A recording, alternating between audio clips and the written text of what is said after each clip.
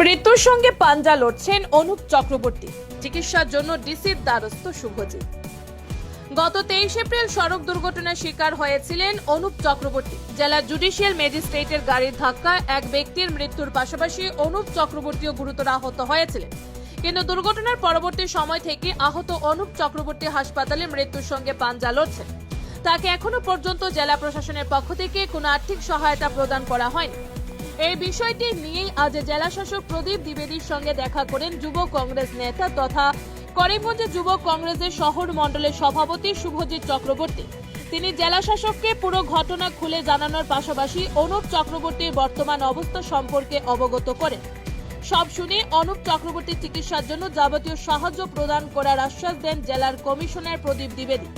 তিনি শুভজিৎ চক্রবর্তীর mobile phone দিয়ে অনুপ চক্রবর্তীর ছেলের সঙ্গে কথা বলে পরিবারটিকে সহায়তা প্রদানের আশ্বাস দেন। জেলা শাসকের চেম্বার থেকে বেরিয়ে গোটা বিষয়টি সংবাদ মাধ্যমকে জানান শুভজিৎ। এদিন শুভজিৎ চক্রবর্তীর সঙ্গে ছিলেন জেলা যুব কংগ্রেসের ওয়ার্কিং প্রেসিডেন্ট ভিকি কুরি, সম্পাদক ভিকি দেব, সমাজকর্মী সুজন দেবরায়, যুব কংগ্রেস কর্মী অভিজিৎ কুরি প্রমুখ। বিগত কিছুদিন আগে যে ইনসিডেন্ট হয়েছে তা সত্যি দুঃখজনক। আমরা প্রশাসনের কাছে অনুরোধ করছি এবং আজকে আমরা ডিসি সাহেবের কাছে আমরা মেমোরান্ডাম দিয়েছি।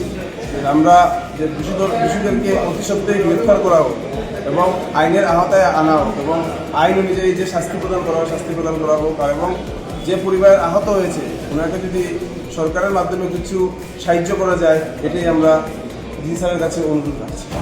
আজ আমরা যুব কংগ্রেসের তরফ থেকে ডিসি সাহেবের সাথে একটা গুরুত্বপূর্ণ বিষয় নিয়ে আলোচনা করি।